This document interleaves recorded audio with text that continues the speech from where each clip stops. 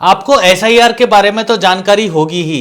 SIR का जो सर्वे है वो 4 नवंबर से शुरू हो चुका है और 4 दिसंबर तक चलेगा। इस सर्वे में जो बीएलओ होते हैं वो घर घर जाकर 2 फॉर्म्स भरवाएंगे। आपको बता दें कि इस सर्वे में आपको कोई दस्तावेज जमा नहीं करवाना है, मात्र आपको 2 फॉर्म ही भरने हैं। और ये जो एसआईआर का सर्वे है ये 12 राज्यों और केंद्र शासित प्रदेशों में शुरू हो चुका है और आपको इस बारे में पूरी जानकारी हम दे देते हैं इस वीडियो से। गौर कीजिए। चुनाव आयोग ने सिर नाम का एक नया अभियान शुरू किया है जो सीधे तौर पर वोट देने के अधिकार से जुड़ा हुआ है।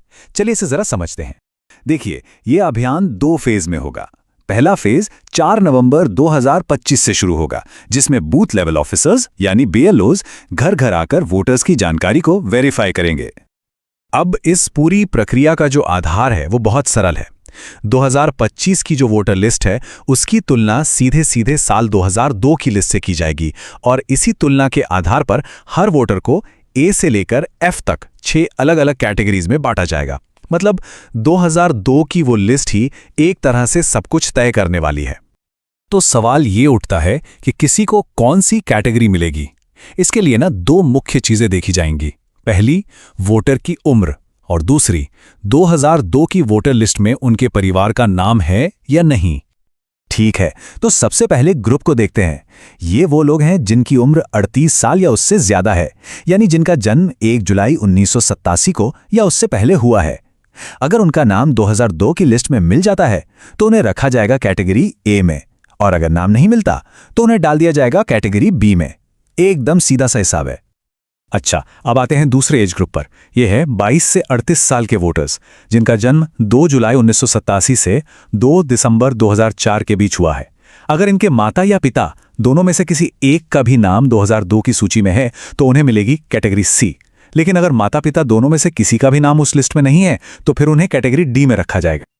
और आखिर में बात करते हैं सबसे यंग वोटर्स की, यानी 18 से 21 साल के वोटर्स की।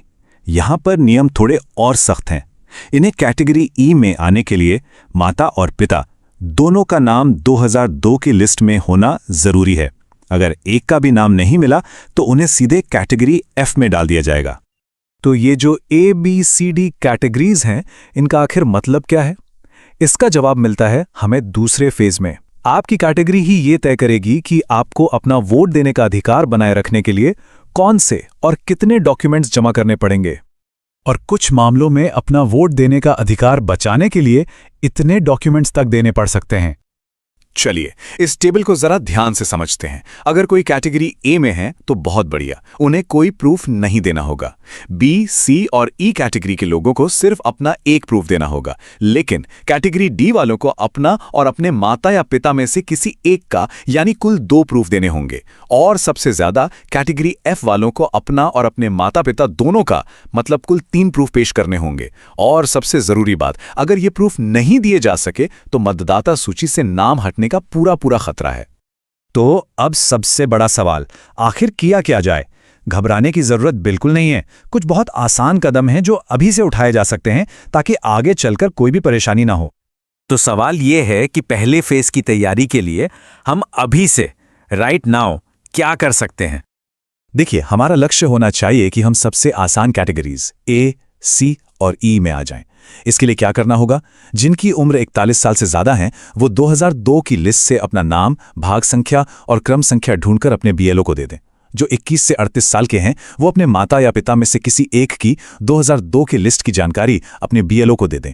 और जो 18 से 21 साल की युवा वोटर हैं वो अपने माता और पिता दोनों की 2002 की जानकारी निकालकर अपने बीएलओ को दे दें।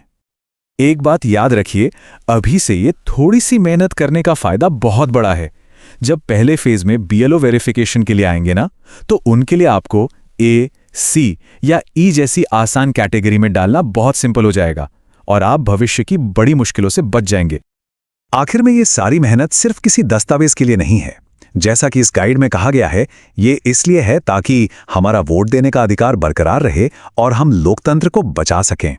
तो जागरूक रहिए, अपनी जानकारी तैयार रखिए और इस जरूरी संदेश को दूसरों तक भी जरूर पहुंचाइए। ये है A to Z media network और आप देख रहे हैं लाइव न्यूज।